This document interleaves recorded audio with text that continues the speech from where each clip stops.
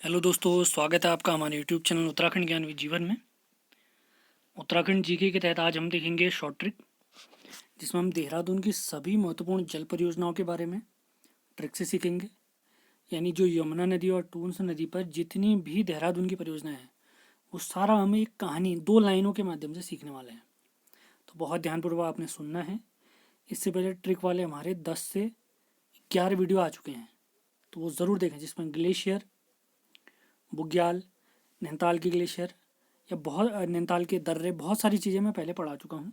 वो वीडियो भी ज़रूर देखें, बहुत फ़ायदा होगा आपको।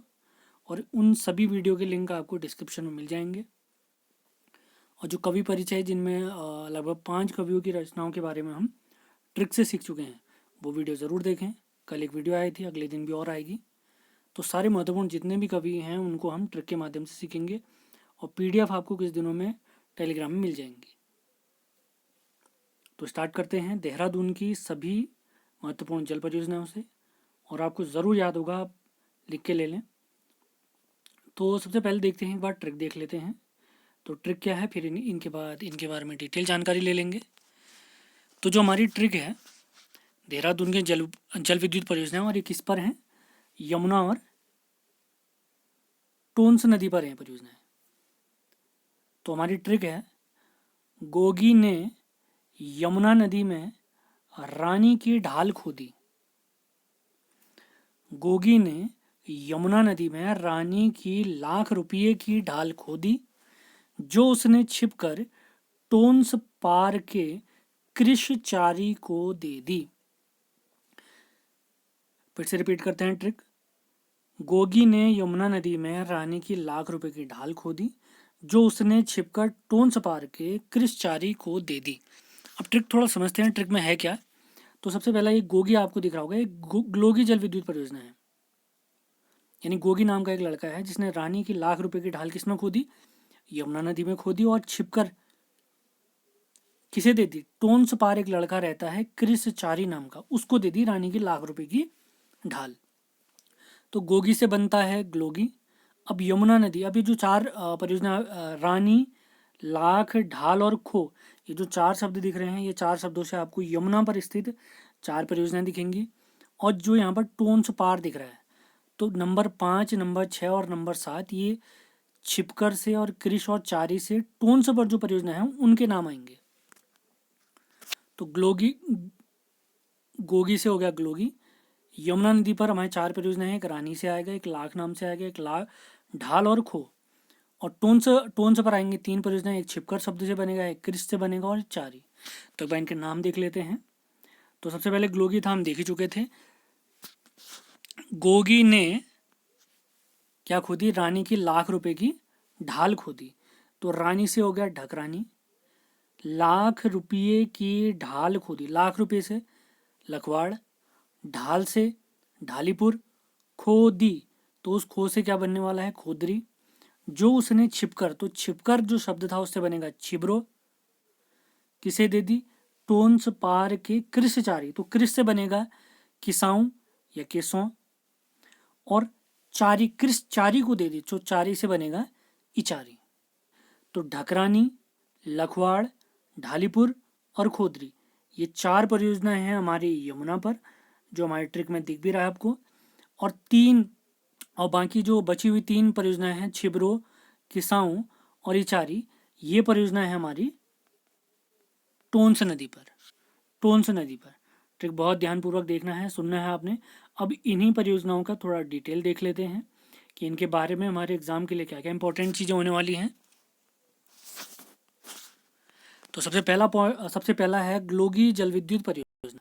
ये कहाँ पर है, मसूरी में है। यह देश की दूसरी जल विद्युत परियोजना है और उत्तर भारत की पहली जल विद्युत परियोजना है। देश की पहली अगर पूछेंगे हमसे, तो देश की पहली जल विद्युत परियोजना है मैसूर परियोजना है। और जो ग्लोगी जल विद्युत परियोजना है, ये किस पर बनी है, भट्टा फॉल पर बनी है। कब से कब तक कार्यरत रही, अक्टूबर 1907 से दिसंबर 2012 तक। इसकी क्षमता क्या रही, 6,000 किलोवाट या 6 मेगावाट। अब देखते हैं यमुना पर स्थित जो हमारे परियोजनाएं हैं उनके बारे में संपूर्ण जानकारी।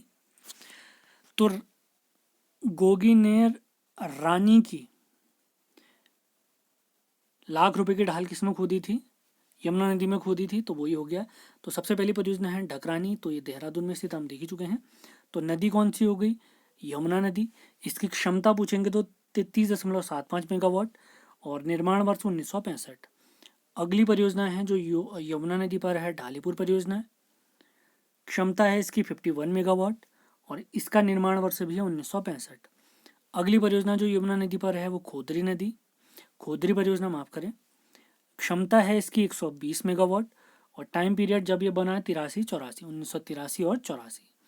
इसके बाद अगली परियोजना है लखवाड़ बांध। ये कहाँ पर स्थित है? तो लखवाड़ के बारे में बहुत सारे महत्वपूर्ण पॉइंट हैं, तो वो सारे पॉइंट देखेंगे। लाख रुपए की ढाल खोदी, याद होगा आपको, तो लाख से बनता है लखवाड़। तो यमुना नदी पर स्थित है और क्षमता कितनी है इसकी? 300 मेगावाट। कुछ अन्य तथ्य इसके बारे में, 1976 में इस परियोजना को योजना आयोग से स्वीकृति मिली। जैसे टिहरी डैम को योजना आयोग से कब स्वीकृति मिली, लिख के बताएं आप लोग। अगला पॉइंट है 1987 में लखवाड़ बांध का निर्माण कार्य शुरू हुआ, लेकिन कुछ समस्याओं के कारण 92 में इसका काम रुक गया। अगला महत्वपूर्ण पॉइंट था 2008 में इस बांध को केंद्र सरकार ने राष्ट्रीय परियोजना घोषित किया। और इसी के साथ अगला पॉइंट आता है मार्च 2016 में केंद्र सरकार ने लखवाड़ बांध निर्माण की मंजूरी दे दी, मार्च 2016 में। और इसी बांध के पास में ही व्यासी बांध बन रहा है, तो हमने याद रखना है व्यासी बांध लखवाड़ बांध के पास में ही, इसका निर्माण लखवाड़ बांध के नीचे कराया जा रहा है। ध्यान दे। वीडियो पसंद आती है तो लाइक और शेयर जरूर करें, ताकि हम अधिक से अधिक आपके लिए ऐसी ट्रिक वाले वीडियो लाते रहें। ट्रिक कैसी लगती हैं ज़रूर लिख के बताएं। अब देखते हैं टोन्स पर जो हमारी परियोजनाएं थी, तो जो उसने छिपकर टोन्स पार के किसको दे दिया था? क्रिस चारी को दे दिया था। छिपकर, छिपकर से बना था छिबरो, उसके बाद किसको दे दी थी? क्रिस से किसाऊ और चारी से इचारी। तो इचारी बांध है हमारा डाक पत्थर के पास में, किस नदी पर? टोन्स नदी पर। अगली परियोजना है छिबरो परियोजना, टोन्स नदी पर। क्षमता है इसकी 240 मेगावाट और इसका टाइम पीरियड है 1970 से 1974 तक। पुरानी वीडियो भी ज़रूर देखें, प्रैक्टिस सेट देखें, परीक्षा वाणी की सीरीज़ देखें, हिंदी के जितने भी वीडियो हैं उनको ज़रूर देखें। आगामी परीक्षाओं के लिए बहुत बड़ी तैयारी हो जाएगी आपकी। अब देखते हैं किसौ या किसाऊ बांध, ये निर्माणाधीन है, देहरादून में स्थित है, ये तो हम देख ही चुके हैं। किस नदी पर है? टोन्स नदी। उम्मीद है अब आपको बिल्कुल भी डाउट नहीं होगा। गोगी ने यमुना नदी में रानी की लाख रुपए की ढाल खोदी, जो उसने छिपकर टोन्स पार के क्रिस चारी को दे दी। कितनी सिंपल ट्रिक है। तो इसकी क्षमता है हमारे किसाऊ बांध की 600 मेगावाट। इसकी लंबाई अगर पूछी जाए हमसे तो 680 मीटर है। अगली पॉइंट देखते हैं इसके बारे में।